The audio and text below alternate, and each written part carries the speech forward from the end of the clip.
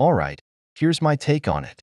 I've been thinking a lot about how modern democracies function, and honestly, they seem to be going off track.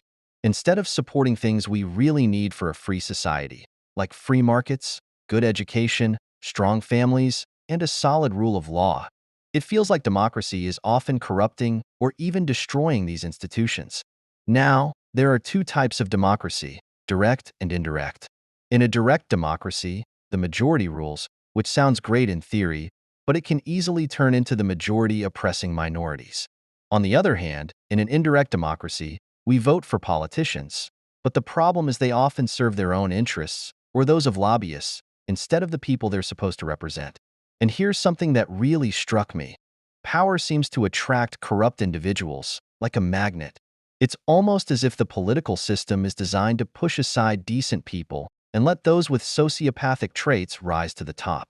It's frustrating because democracy makes us feel like we're in control, but in reality, it's just a small group of people calling the shots.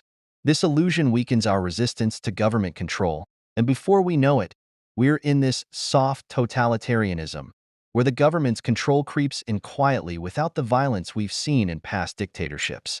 Things that used to balance state power, like family, churches, and markets, are slowly being eroded, leaving the government to dominate. So even though we still get to vote, it feels like our freedom is slipping away. In the end, I'm left wondering, is democracy really working the way it should? Or is it time to start thinking about alternative systems that might actually protect our freedom? I'd love to hear what you guys think about all this.